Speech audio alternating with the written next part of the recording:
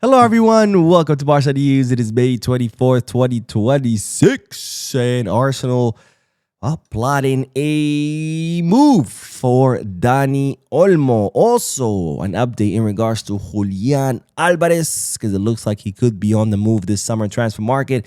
And finally, Chelsea reassuring or reiterating their position in regards to Joao Pedro. We have a lot to discuss, so let's begin.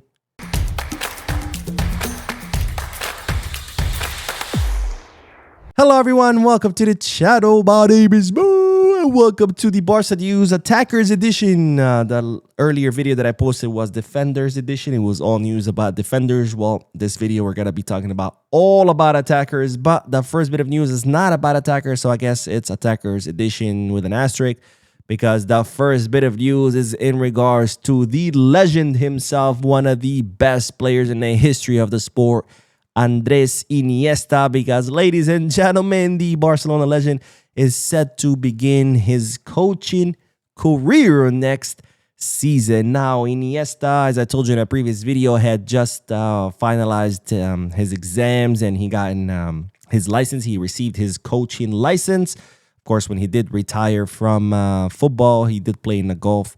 One season, he said that he would like to coach one day. He took his exams, he got his license, and well, now he's going to put that license to work, because Iniesta has officially signed with Gulf United FC as their manager for the next season. Gulf United FC is a club that was founded in 2019. They currently play in the UAE First Division, or the United Arab Emirates First Football Division. They're currently 10th on a table that's made up of 15 clubs. And, well, they have gotten 25 points from 26 games. What does that mean? That means they fucking suck. That's what that means. They're a terrible club who sucks. But that's okay, because that's the perfect place to start a managerial campaign in a, low-key club, in a low-key league where there's no pressure, no high expectations, where Iniesta can go there, learn, develop, make mistakes, because nobody's going to bat an eye, right? If you make a mistake at Gulf United FC, nobody's going to care. If you make a mistake as a Barcelona coach, you best believe it's going to be headlines all around the world. So, of course, the pressure, the demands are much, much different. So this is a perfect place for someone like Iniesta to start his career. Let's hope and wish Iniesta the best. And let's hope that he becomes, a great and incredible coach. And who knows, maybe he could be our next Pep Guardiola. But, of course, I will be following his coaching career. So make sure you subscribe to this channel, because, well, there's always updates on this channel in regards to anything related to Barca, including someone like Iniesta, who's might not be a Barca player, definitely a Barca legend. And therefore, we need to always talk about him and other legends. Now, speaking of Barca legends, now we begin our segment about all attackers, because, as you know by now, yesterday Barcelona fell at the hands of Valencia 3-1, with Robert Lewandowski scoring Barcelona's only goal. This was Lewandowski's final match as a Blaugrana, as a Barcelona player. He got to score a goal on his final match, which to me was an absolute delight to watch. Excuse me, I wasn't even mad or sad about the fact that we lost against Valencia, because not only are we La Liga champs, but the fact that I got to see Lewy score one final goal on his final match was, enough satisfaction for me to forget the loss. But Lewy, with that goal, of course, he reached 120 goals for Barcelona. And with that, he is now top 10 goal scorer in the history of the club. That is insane when you take into consideration that Lewy only spent 4 seasons at Barca, and the fact that he came to Barca at the age of 34 years old. 34 years old. That's when usually players head to destinations like Saudi, like MLS. They go to retire, to sail into the sunset. Not Lewy. Lewy at 34 came to Barcelona, top club in a top league, and became top 10 scorer in the history of Barcelona in 4 seasons, between 34 and 38 years old. Insane. Only Lewy can do something like this. Now, if you're wondering who are the top 10 goal scorers of Barcelona, Let's take a look at the list because, of course, in number one, the greatest football player ever, the GOAT himself, Lionel Andres Messi with 672 goals. In second place is Cesar Rodriguez with 232. Luis Suarez in third place with 195. The legendary Kubala with 193. Samuel Eto'o with 130. Rivaldo, who I got to meet not too long ago, with 130 goals. Mariano Martin, 129 goals. Patrick Kluivert, who I also got to meet with 122 goals. In ninth place is Carlos Resach with 122. And in 10th place is Josep Escola and the one and only Robert Lewandowski with 120 goals. Top 10 goal scorer in 4 seasons, arriving at the age of 34.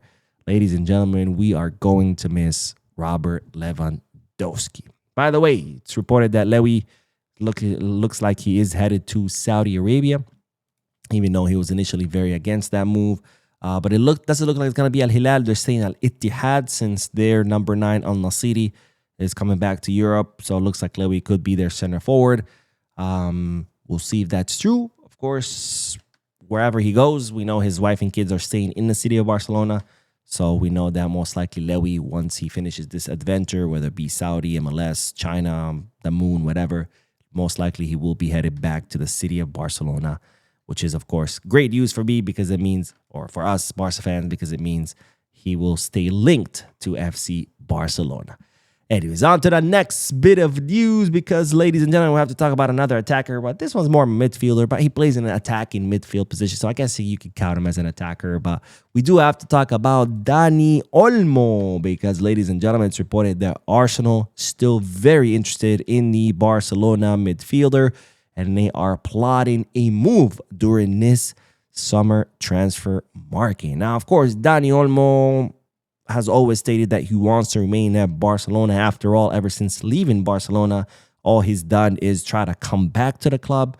But it's reported that Arsenal are want to make him, an enticing offer, an offer that he cannot say no to, and they also want to make a good offer for Barcelona that the club would also say no to. Now, whether this offer is big enough or enticing enough for Dani Olmo to say yes, I don't know, but what I do want to ask you guys is if Arsenal come and offer 60, 70 million euros for Dani Olmo, would you accept it? Should the club accept it? Let me know down below in the comment section. Me and personally, honestly, if a big offer comes, I would accept it because, of course, we do have overpopulation in the midfield. We have players like Fermin, like Gavi, who could play in that position and do it really, really well.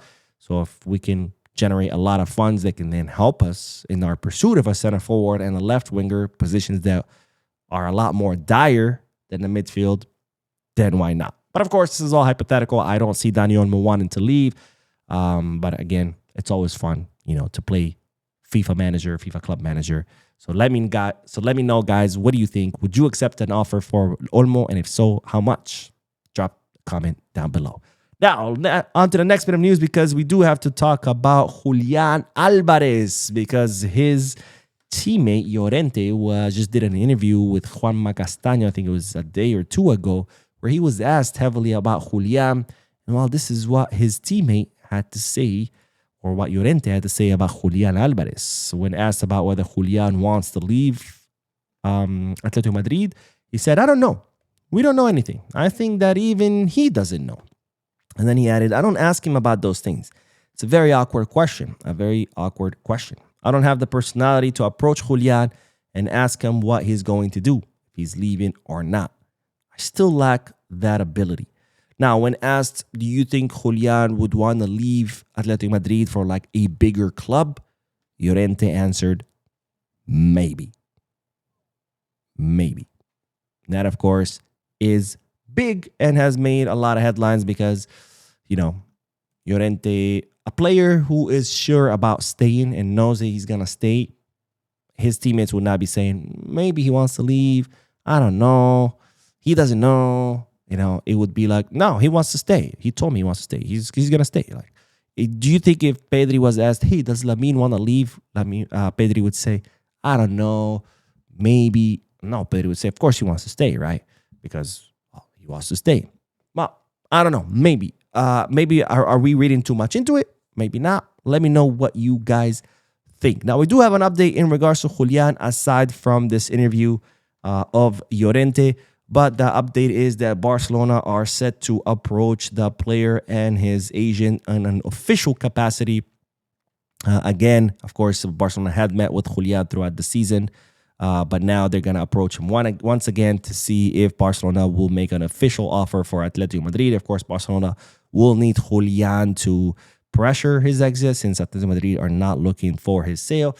Again, I continue to see this operation as highly, highly improbable, but if the player positions himself and says, no, I want to leave, I'm sick of your mediocre club and your mediocre coach, and I want to go to Barca, then maybe something can happen. Besides that, I see that highly, highly improbable. Anyways, let's end today's video with an update in regards to Joao Pedro, who is now Barcelona's #1 target since the Julian Alvarez deal is looking highly unlikely. But the update is that Chelsea are now once again reiterating their position through reporters who are very close to their club that Joao Pedro does not have a price. In other words, he is not for sale. Now, of course, Barcelona have met with Joao Pedro's agent. During that meeting, the agent informed Deco that Joao Pedro would like to come to Barcelona. And since Chelsea are saying he's not for sale, that means that this move will heavily depend on Joao Pedro himself. Joao Pedro is going to have to, while pressure for his exit, tell Chelsea, I want to leave. I want to go to Barca. I want to play Champions League. You guys are not in the Champions League. So that's probably the only way this operation could be successful, because for now, Chelsea don't want to sell. They have no obligation to sell unless, of course, the player says, I want to leave. And as you know, in modern day football, players who want to leave end up leaving because no club wants to keep a player that doesn't want to be there. Anyways, that is all. Thank you guys for tuning in. Don't forget to hit the like button, subscribe to the channel, drop a comment, and as always, be Scars.